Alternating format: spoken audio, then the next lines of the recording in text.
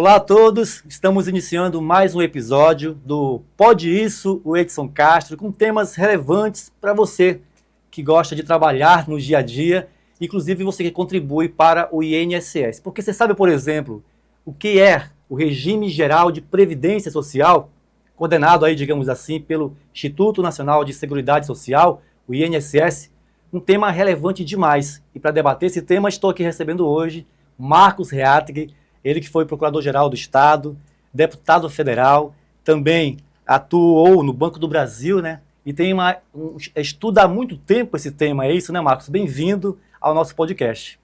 Olá, Edson. Olá, essa turma imensa que te acompanha. Realmente, a gente teve essa oportunidade de trabalhar nessas áreas e nos interessamos bastante pela questão INSS, que compõe um conjunto de três temas extremamente interessantes para a comunidade. Primeiro, porque um deles é saúde. Certo. O segundo é assistência social. E o terceiro, que é o tema que nós vamos tratar, que é previdência social, mais especificamente o regime geral da previdência. Para quem está acompanhando a gente entender, Marcos, eu vou chamar assim, vai ficar mais... Fique à vontade. O que é, na verdade, o INSS? É uma instituição pública federal que administra 3 direitos do cidadão e 3 deveres do Estado que estão contidos na Constituição. 2 deles estão diretamente ligados à vida, um deles à saúde. Então, veja, a saúde é direito de todos e dever do Estado. Todas as pessoas da comunidade sabem que isso está contido na Constituição. Da mesma forma, a assistência social. E o que é assistência social? É dar condições para que continue vivo aquelas pessoas que estão em estado de necessidade, não têm condições sequer de conseguir o seu alimento, de prover a sua sustentação. Então, 2 dos eixos. O terceiro, previdência social. A previdência social, dos 3, é o único que é retributivo, ou seja, o cidadão precisa contribuir para que ele tenha acesso. E esse tema tem, nessa parte de previdência social, uma divisão. O regime geral, que é o que nós vamos tratar, e o regime próprio, que é das pessoas que trabalham como estatutárias no governo federal. É o caso do servidor público, de um modo geral, né? Servidor público estatutário, porque nós temos também os seletistas, e apenas os estatutários estão contemplados nesse regime próprio. E aí funciona assim, Marcos, quem trabalha contribui mensalmente um valor para o INSS, não é isso? Quando chega na determinada idade, da pessoa se aposentar, no caso da mulher, acho que é 65 anos, é isso? 62 mulher, 65 homem. Pronto. Chega nessa idade, ele se aposenta e passa a receber, né, esse benefício do INSS. É mais ou menos isso, não? Isso. É chamado um pacto intergeracional. Ou seja, a geração de ontem contribuiu para que a de hoje esteja aposentada e a de hoje contribui para a geração futura. Nesse pacto precisa funcionar de uma forma bem correta. Os recursos que são alocados de 3 fontes. Tem o recurso do trabalhador, ele trabalha, desconta um valor e recolhe para o INSS. Tem o recurso que é pago pelo empreendedor, pelas empresas normalmente, que também é recolhido para o INSS.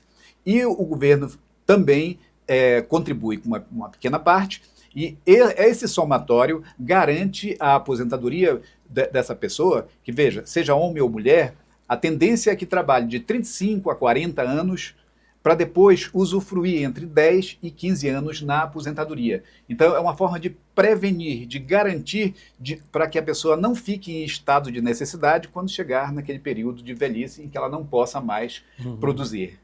Algumas décadas, digamos aí 30 anos atrás, pelo menos, a gente falava que nós tínhamos uma quantidade maior de pessoas contribuindo, né, para o regime geral e uma quantidade menor de pessoas recebendo esse benefício. Hoje a situação me parece que já está um pouco mais grave, ou seja, a quantidade de contribuintes é menor e a quantidade de pessoas a receber é maior. É uma preocupação isso? Sim.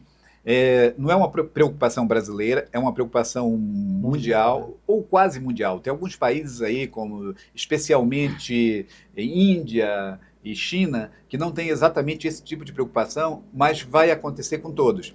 Se nós pensarmos nos nossos avós, eles tinham 8, 9, 10 ou mais filhos. Os nossos pais já reduziram bastante. E na nossa geração é 1, 2 filhos. O que significa isso? Que o número de pessoas idosas e que vai entrar na fase de aposentadoria é bem maior do que o número de pessoas que hoje estão entrando no mercado de trabalho. Isso é um dos problemas. Mas soma-se a isso um outro, a dificuldade da administração pública. Os administradores públicos não estão conseguindo gerar um ambiente propício ao trabalho e empreendedorismo. O que significa isso? Se as pessoas não podem trabalhar nem empreender, não são geradas novas oportunidades de trabalho, então a contribuição reduz. Aí vem o terceiro ponto, que inclusive nós vamos abordar na parte final, que é a dificuldade dos gestores públicos controlarem a corrupção.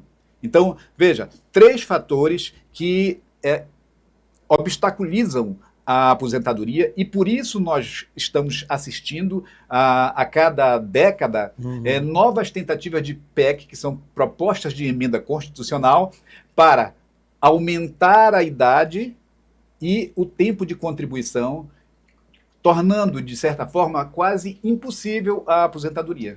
A França é um país, né, na Europa que passou por uma mudança significativa lá, para aumentar esse tempo de contribuição, inclusive gerou uma certa, digamos assim, revolta por parte de grande parte dos trabalhadores, né? Quando se mexe nisso aí, né, Marcos, geralmente é algo que o trabalhador não gosta, né? Porque aumenta o tempo de contribuição e muitas vezes o tempo para ele usufruir como aposentado reduz bastante, né? Sem dúvida. E é por isso que programas como esse seu, Edson, são tão necessários para que a população entenda como funciona realmente esses programas, o que abastece de créditos para que possa suportar o período em que o aposentado está fora do período de trabalho, que já encerrou o seu ciclo de trabalho. Então, a primeira coisa, nós precisamos de uma legislação que estabeleça uma separação entre a parte que faz a previdência, ou seja, dinheiro da previdência não pode se misturar com assistência e com saúde. E hoje mistura. Hoje estão misturados esses valores, então a sociedade não fica sabendo exatamente o que está sendo gasto com o quê. Então, aquelas contribuições, aquelas 3 que eu me referi lá atrás, elas podem hoje suportar essa condição atual, talvez até mesmo sem essa PEC, com as regras anteriores, talvez pudesse suportar. Mas os gastos com a questão de saúde e de assistência social, eles são muito grandes.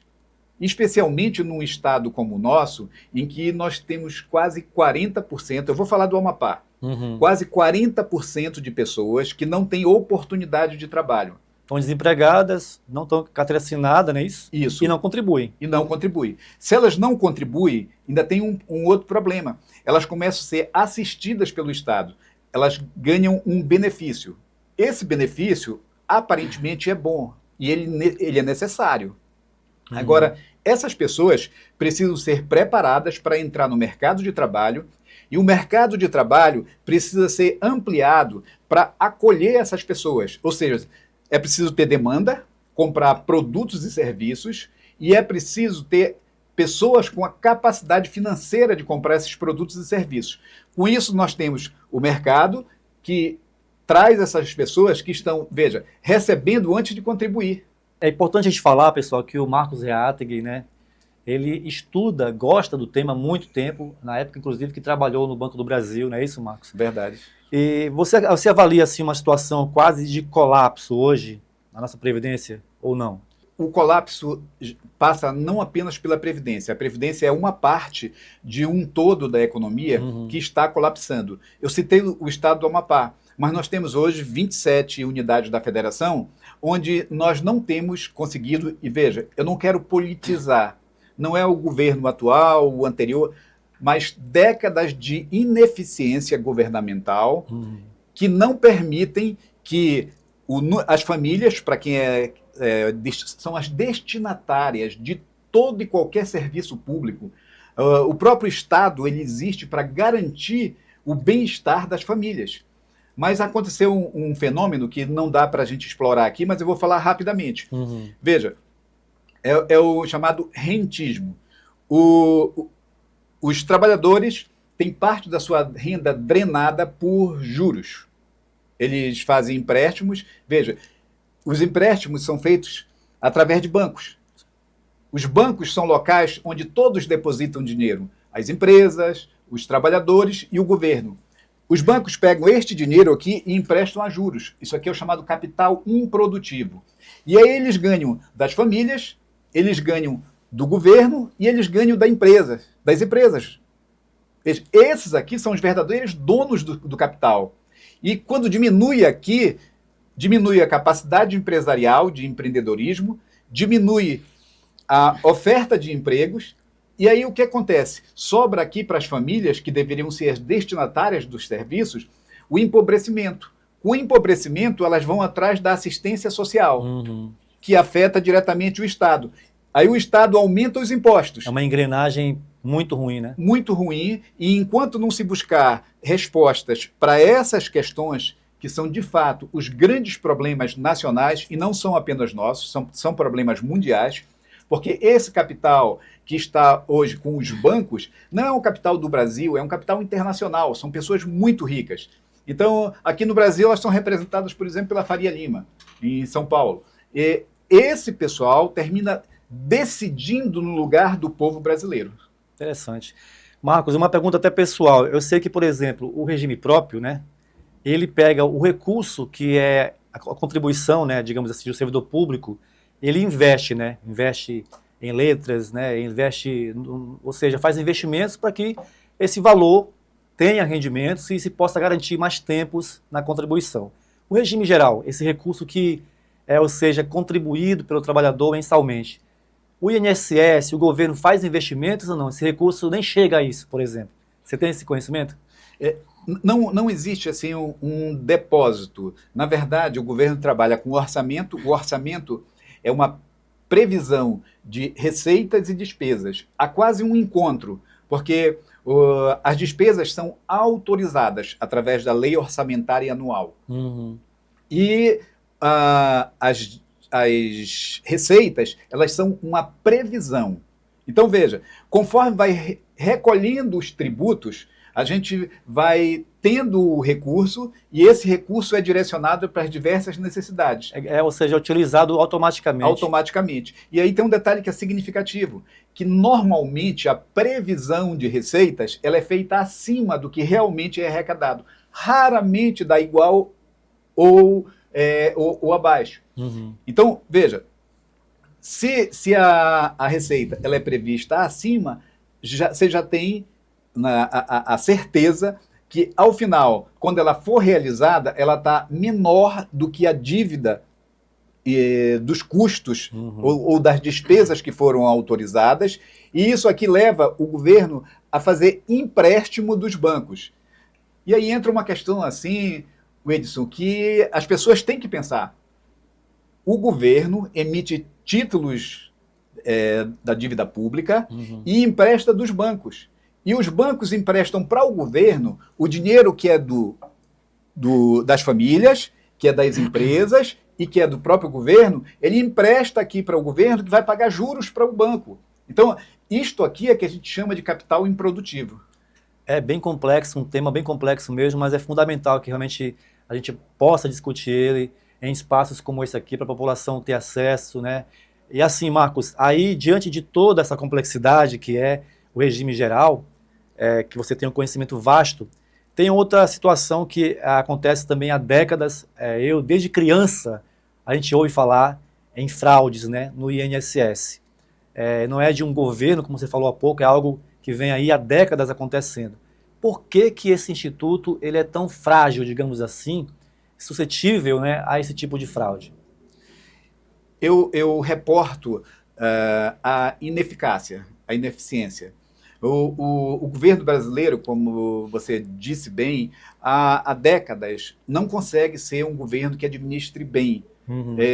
A gente vai chegar numa conclusão que não é boa para a família brasileira, que é a vítima. É que nós, cada indivíduo, sabe, cada integrante dessa família brasileira faz escolhas erradas. Nós precisamos ter pessoas, primeiro, capacitadas, depois Entendi. vocacionadas para o próximo, para o bem, para a sociedade. Se não tiver esses dois pré-requisitos que pouquíssimos eleitores buscam, nós não vamos ter um bom representante. Então, quem decide essas políticas públicas são os representantes do povo. São os vereadores, são os deputados estaduais, federais, senadores, isso no legislativo, e o presidente da República, os governadores e os prefeitos no executivo. Uhum. Então, veja, sem essas políticas públicas, nós não vamos avançar para ter uma melhoria, para que os resultados sejam direcionados para beneficiar as famílias e não as pessoas, aquela classe, aquela elite que no Brasil e no mundo é uma minoria que, na verdade, detém todos os benefícios que o sistema produz. A gente fez uma pesquisa aqui também com a sua ajuda, né, Marcos? Porque tem algumas modalidades, né, digamos assim, são as principais relacionadas à questão da fraude, né? Concessão indevida de benefícios, criação de benefícios fictícios, né?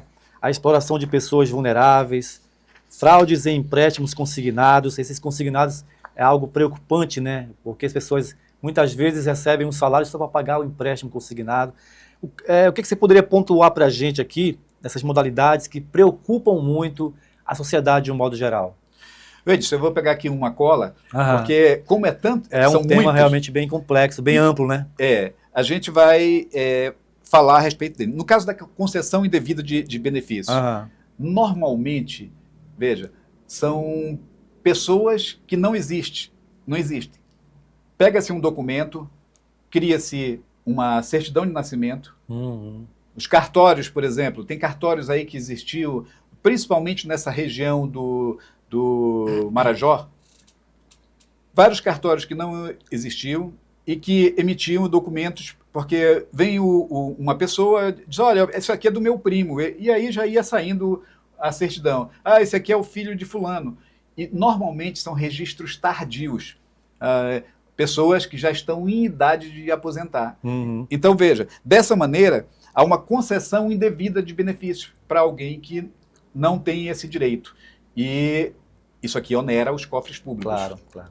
Concessão indevida de benefícios também acaba sendo uma coisa ligada à outra, né? Exatamente. Porque são documentos falsos. Na verdade, existem detalhes que separam um dos outros. A indevida pode ser, por exemplo, da pessoa tirar uma própria identidade dela com um nome, com uma data de nascimento maior. Por exemplo, ela tem 60 anos, mas ela tira uma nova identidade com a idade para 65 anos. Entendi. Aí, a partir da certidão de nascimento, ela fazia uma RG, obtinha um CPF, obtinha uma certidão de casamento, um título eleitoral e ia lá, se cadastrava. Hoje, nós já mudamos alguma coisa, nós avançamos e até é bom dizer para as pessoas, tem muita gente sendo presa por causa disso. Fez lá atrás e está sendo descoberto hoje porque o sistema está cruzando dados. Porque a fragilidade aí, no caso, é da concessão inicial de um documento, né? Isso. Que é do registro de nascimento, então. Os cartórios hoje estão interligados. Então, os sistemas estão começando a se encontrar. Mas a gente vai falar disso na parte final para dizer o que é que está sendo feito para impedir. Entendi. Aqui, a invasão de sistemas e comercialização de dados, reativação indevida de benefícios cessados, são muitos, né, os tipos, as modalidades. Infelizmente, isso fragiliza o sistema e onera diretamente o Estado. E, claro, quem acaba pagando no final de tudo é o contribuinte, né? Sim. Esse é um dos drenos dos recursos da Previdência. Uhum. Veja, apesar do cidadão contribuir, apesar da empresa também pagar os tributos devidos, ainda assim o dinheiro é insuficiente. Por quê? Porque, além dos problemas anteriores que nós referimos, tem estes aqui da corrupção, que é muito grande.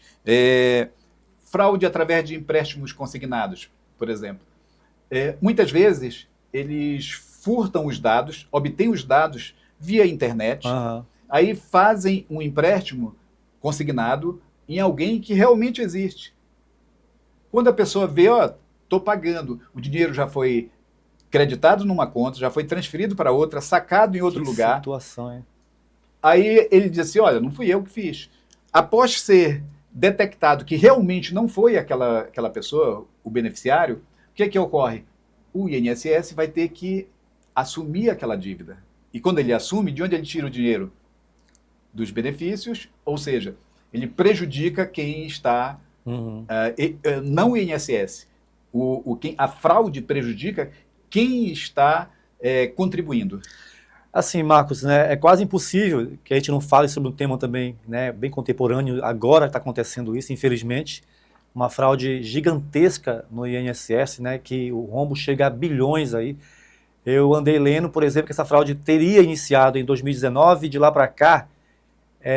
Até é bom a gente falar sobre isso, que pode, digamos assim, abrir mais esse leque de informações aqui. Porque o que eu consegui ter acesso de informação é o seguinte: instituições, associações estavam fazendo, né, aquela ligação entre essa pessoa que vai se aposentar, né, e o instituto. E associações, inclusive, faziam isso com muita rapidez. Houve o caso de uma associação que chegou a fazer 1.500 aposentadorias por hora. 250 mil aposentadorias em determinado tempo aqui, de um mês aproximadamente. E é um rombo assim assustador, que levou à queda, inclusive, do diretor-presidente do INSS. Agora o ministro também acabou caindo, né, nessa situação toda. E assim, é um rombo estrondoso. Como é que você tem acompanhado também esse último caso agora de fraude no INSS, que deixou o país todo assim de boca aberta mais uma vez, né? Edson, eu, como em todos os demais casos, eu procuro me atualizar. A gente tem o Guia Trabalhista, os Serviços e Informação do Brasil, nós temos a Folha de São Paulo tem publicado. O que a gente sabe? Tem determinados casos, como nós falamos, que há um sem número de quadrilhas que falsificam documentos, consegue fazer, a gente chama de um benefício previdenciário que tem uma pessoa ficta, uma pessoa inexistente. Isto aí já acontece há bastante tempo. Muito tempo, né? Este último caso está vinculado, até onde eu soube, a descontos indevidos. Justamente. Então, veja, uma determinada associação, e ela passa a representar, ou ela é muitas vezes imposta como representativa de uma categoria, e ela vai e se cadastra junto ao INSS. Aqui é necessário, veja, a atuação de um servidor público corrupto. Não dá para fazer essa fraude sem um servidor público corrupto. E o próprio sistema do INSS, ele mostra os acontecimentos e a evolução dos valores que estão sendo descontados. Então, não é muito difícil se apurar essa situação. O que é que ocorre? Vamos pensar aqui a Associação dos Aposentados de Macapá. Aposentados que eu estou me referindo aqui, do INSS, do regime geral. Eles têm um determinado sindicato ou associação. Essa associação chega no INSS, faz um contrato, um convênio, para descontar determinados valores. E começa a descontar.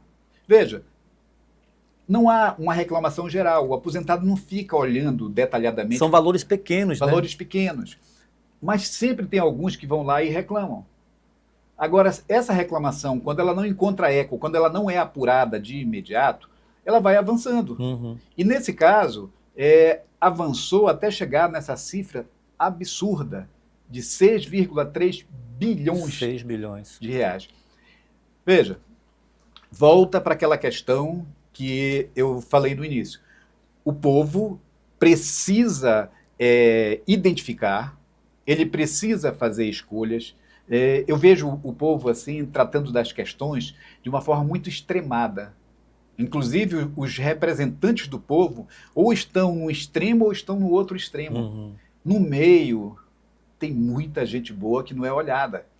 Então, essas pessoas que são mais capacitadas, mais qualificadas, às vezes não são boas de respostas de bate-pronto. Aliás, quase nunca elas são. Entendi. Edson, eu vou te falar uma coisa. Aquele pessoal que responde de bate-pronto, às vezes não tem um conhecimento aprofundado, não consegue debater o tema de uma forma a mostrar se há ou não a defesa do interesse da maioria da população. Mas criou-se um vício na cabeça do cidadão, da cidadã brasileira, que eles gostam daquilo lá. Corte é isso, tal, virou moda. Entendi. Então nós não temos hoje a escolha através de análise curricular, análise de realizações, para colocarmos o nosso representante e para fazer o que é necessário para que realmente a família volte a ser o centro das atenções e a destinatária dos recursos públicos. Então, isso é determinante nessas questões, inclusive, eu diria, principalmente, na questão da corrupção do dinheiro público. É interessante, né? Um olhar realmente para escolher bem as pessoas, né? A gente tem que ter esse olhar sempre. Eu queria só pontuar mais uma vez essa situação, porque, assim, o alerta que a gente faz, então, no caso, inclusive para alguns aposentados, né, do INSS, é que eles verifiquem se há alguns descontos, não é isso, Marcos? Se há pequenos descontos, né, no seu pagamento ali da aposentadoria, porque se houver, a orientação é que ele procure a instituição, né? Exatamente. Os aposentados, eles são uma geração, a gente chama de analógica. Inclusive, eu não sou aposentado, mas sou dessa geração também. Nós somos analógicos, né? Estamos nos tornando digital a cada dia, né? Isso. Mas eles têm filhos, eles têm parentes. Se não tiver, tem um amigo que ajude. Nós temos hoje, por exemplo, o Meu INSS. Sim, sim. Já é uma estrutura bastante avançada, com muito conteúdo e onde ela pode ser registrada. Além disso, pode ser feita uma outra coisa. Pode ser feito um registro de um boletim de ocorrência. Olha, está aqui no meu contra-cheque um desconto que eu não autorizei. A partir disso aqui, se questiona o próprio órgão. O órgão tem que responder. Veja, a sociedade tem que ser vigilante o tempo todo. E os aposentados, mais do que nunca. Até porque você é aposentado, você é aposentada, você tem um pouquinho de tempo a mais que pode ser utilizada para isso. Faça isso, se proteja e proteja toda a nossa sociedade. Perfeito. Além também do Meu INSS, né, que inclusive é um aplicativo também que você pode baixar no celular, tem também o número 135, que esse aposentado pode ligar, inclusive tirar dúvidas através desse contato e até fazer agendamento também para atendimento junto ao Instituto. Agora sim, Marcos, como é que você avalia a possibilidade de nós termos no país medidas para se combater essas fraudes que, infelizmente, têm afundado a questão da Previdência no país inteiro? Foram tomadas algumas boas iniciativas. Poderia ser muito pior esse quadro, mas nós temos, por exemplo, o Ministério da Previdência Social e a Polícia Federal num combate direto, efetivo a essa criminalidade, especialmente no combate à corrupção. E a Força-Tarefa Previdenciária e Trabalhista, ela é composta pela Secretaria da Previdência Social, pela Polícia Federal, Ministério Público Federal, e atua no combate sistemático a essas fraudes. E eu posso te dizer, muita coisa é evitada por essa força-tarefa. Olha só. Esses que aparecem são aqueles que escapam, até porque, veja, como tem para esse caso, como esse de 6,3, havia a atuação de servidores, não fica, há uma certa confiança entre os atores que estão ali. Então, para o Ministério Público Federal, para a Polícia Federal, para a Justiça Federal, não é muito plausível que os gestores, que os administradores da Previdência possam contribuir para que algo assim aconteça. Então, isso escapou.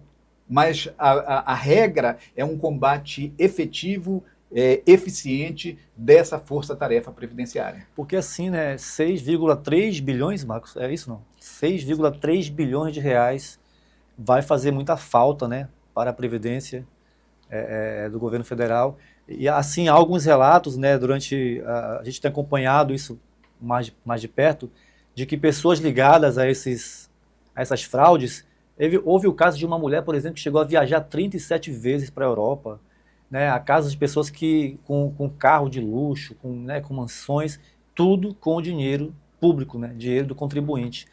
Você acredita, por exemplo, há alguma possibilidade de se reaver esse dinheiro, né, claro, com apoio da Polícia Federal, da AGU, de o Ministério Público Federal, inclusive, também está acompanhando. Você acha que há essa possibilidade?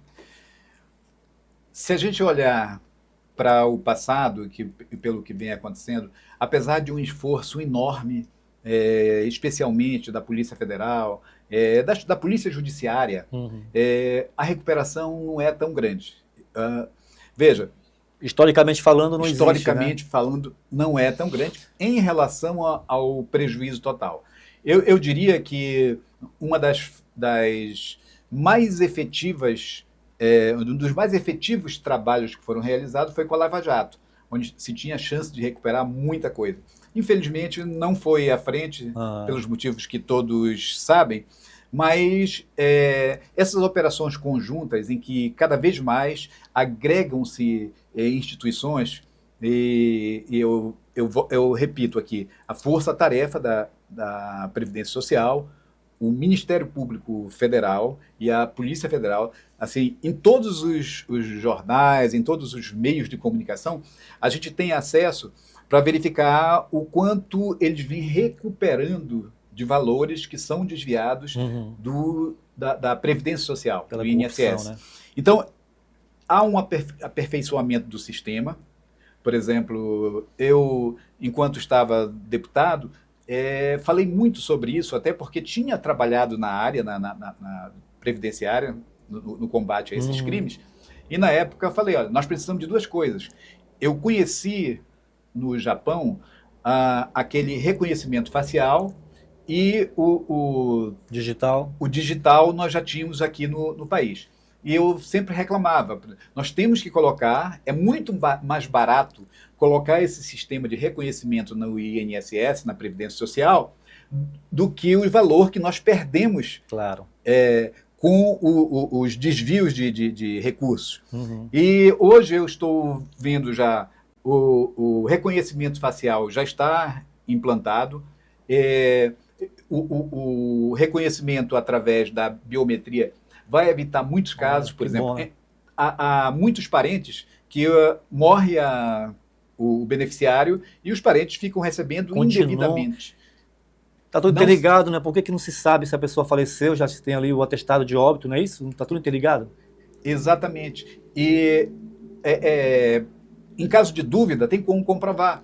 Por exemplo, se o sistema que faz os registros de óbito, se eu não estou enganado, é o SISMOB, ele acusa, o INSS suspende e chama a pessoa, houve um equívoco, ela vai lá, coloca a digital dela, não, ela está viva, aconteceu um erro. Então, esse sistema vem se aperfeiçoando. Não dá mais para tirar duas RGs, não dá mais, os cartórios interligados, não dá mais para fazer dois registros de nascimento, 2 registros de casamento, ou RG com a mesma digital. Então, aos poucos, nós vamos evoluindo. Onde nós precisamos realmente evoluir hoje é na questão de escolha de representantes que estejam à altura para afastar os grandes problemas como esse que a gente referiu agora. Tem que ser alguém que conheça realmente da Previdência, né? Porque esse caso, por exemplo, que a gente falou dessa fraude bilionária de mais de 6 bilhões de reais, só se for descoberto, me parece, é bom até que você confirme para a gente, para quem está acompanhando a gente também, que o COAF ele descobriu uma transação muito grande de pessoas que estavam, de associações descontando valores dos aposentados, né? E aí depois se descobriu que muitos aposentados nem sabiam dos descontos. É isso, Marcos? Foi o COAF que conseguiu? Sim. E depois levou o caso à AGU ou não? Sim, o COAF, ele informa movimentações, as movimentações suspeitas. Faz um trabalho excepcional. Deveria ser muito mais transparente. Eu, particularmente, não consigo compreender por que tem necessidade de sigilo de fortunas. Veja, se a pessoa ganhou licitamente, por que precisa de sigilo? Então, é algo que se precisa pensar. Tem sigilo que há justificação, há justificativa. Por exemplo, o sigilo das tuas correspondências, o sigilo das tuas, do teu telefone, porque ali tem coisas íntimas. Uma coisa que o Edson conversou com a esposa dele, isso aqui tem que ser preservado. Mas muitas vezes quebra-se este aqui ao argumento de que não, essa parte pessoal não vai me interessar. Agora, onde é que tem uma parte pessoal na questão de fortuna? Sabe? Justamente. Se uma pessoa acumulou determinada fortuna... De forma legal, né? De forma legal, não tem por que esconder. Eu, particularmente, acho que não deveria ter o sigilo relativo aos bancos, à movimentação bancária. Porque, de certo modo, é uma fragilidade o COAF saber disso só tardiamente, né? Porque nós estamos falando aí de um rombo absurdo, né? Quer dizer, como que uma instituição dessa, até mesmo o próprio INSS, tem que se modernizar ao ponto de chegar a evitar, né, digamos assim, que se chegue a um montante desse? Tu acha que há condições hoje do Instituto, ou então de algumas instituições, né, do governo federal, de tentar detectar algo de errado na Previdência antes de se tornar algo tão grande? Wilson. Agora aí eu volto para um ponto que eu acho que é o ponto principal. Por exemplo, os aposentados, quando eles escolhem os seus representantes, eles têm que participar disso e escolher pessoas capacitadas. Esses representantes, eles têm que fazer um levantamento de tudo que está ocorrendo, porque, veja, as contas públicas, elas têm transparência.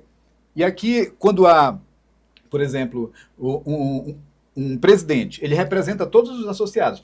Ora, se ele representa para fazer débito em conta, ele representa também para ter conhecimento das movimentações que estão ocorrendo. Sim. E aí, quando ele dá essa informação para os associados, esta associação já representa, junto ao Ministério Público Federal, que é muito eficiente na avaliação do problema e remete para a Polícia Federal levantar os dados para que ele, Ministério Público, vá e entre com uma ação judicial.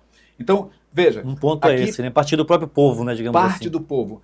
A solução está nas mãos do povo para todos os problemas. Por exemplo, se você vai se aposentar por determinada associação, buscar saber, não é isso? Quem é essa associação, quem é a pessoa que vai te representar junto ao INSS, até que ponto essa pessoa vai te tratar, digamos assim, de forma legal, né? Vai tratar o seu dinheiro, porque vai te contar mensalmente um valor ali da associação, não é isso que você está falando? Isso.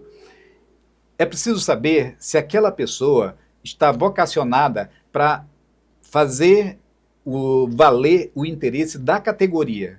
Se ela estiver lá para fazer valer o interesse pessoal dela, dos amigos, ela não está preparada para ser a presidente da associação ou o presidente da associação. Então, essa escolha tem que ser pautada dessa maneira. Mas, veja, quando os próprios interessados começam a votar com base no interesse pessoal, o interesse geral fica de lado.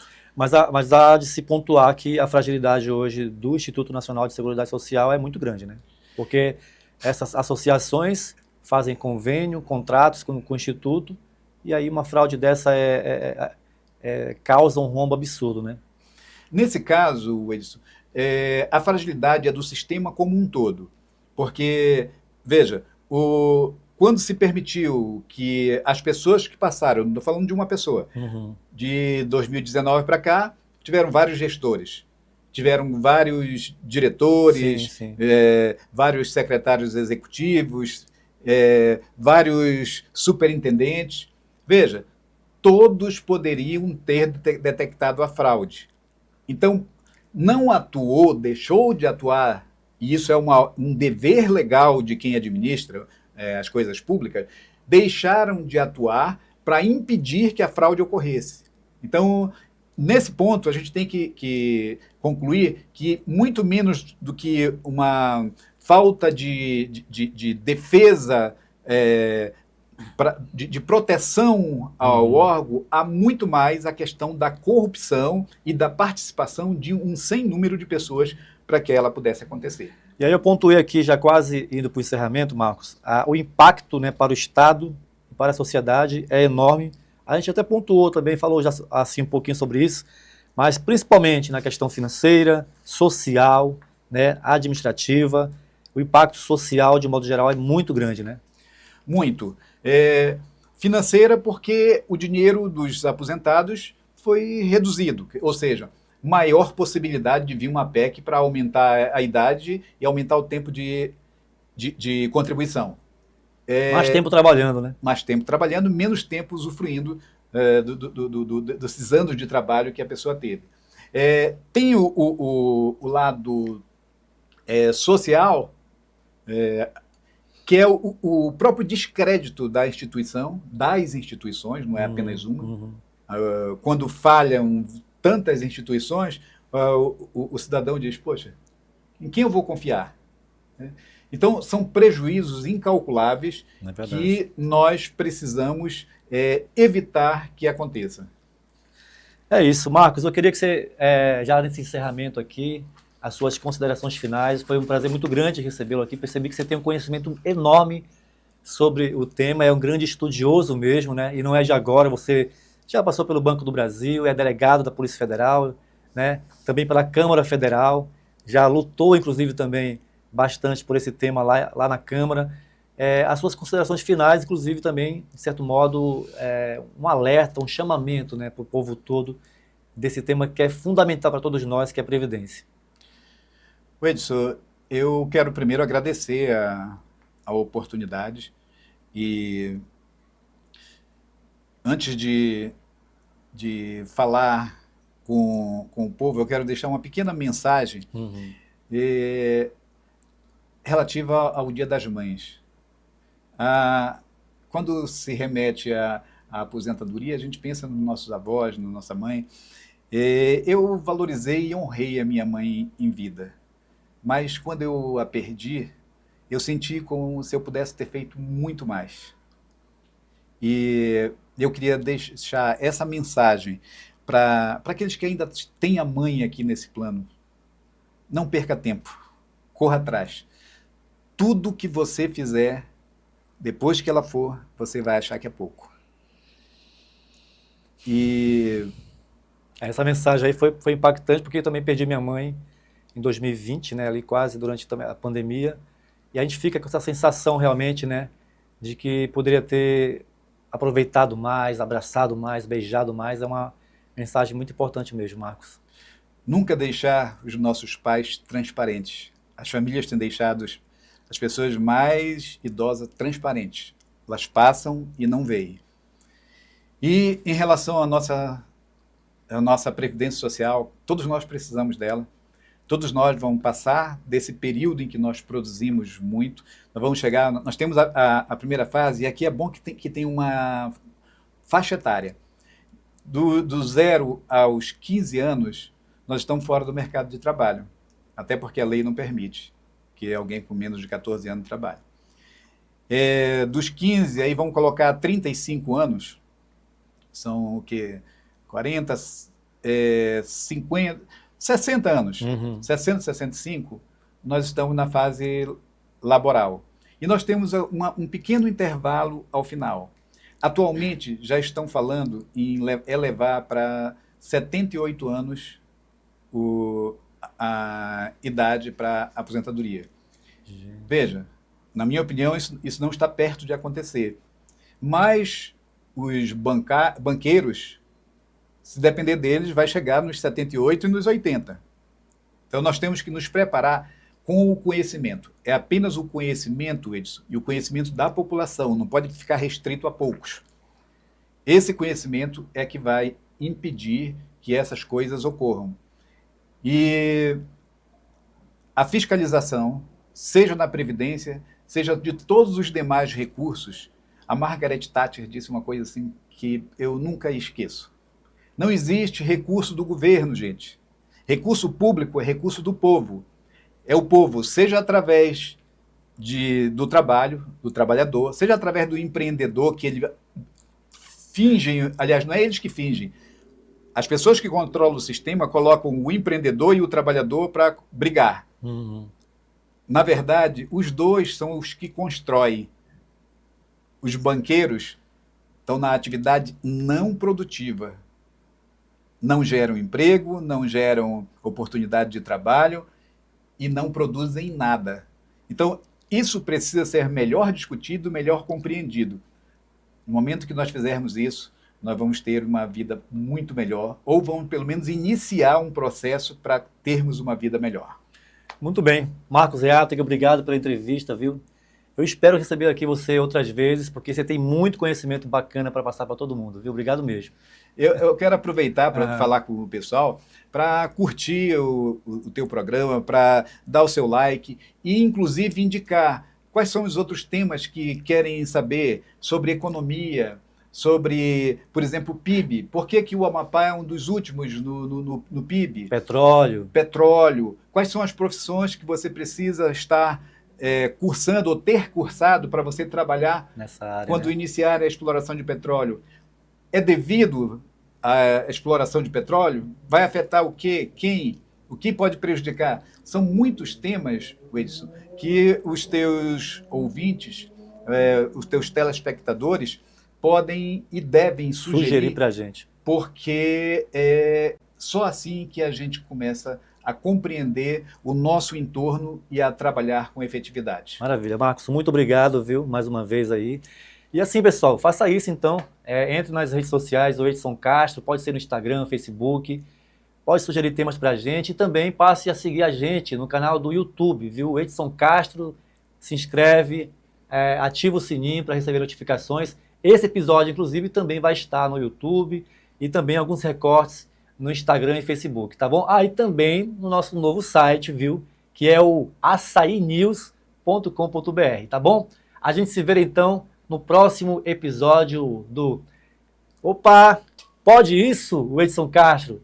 Até mais, pessoal. Até a próxima. Um grande abraço.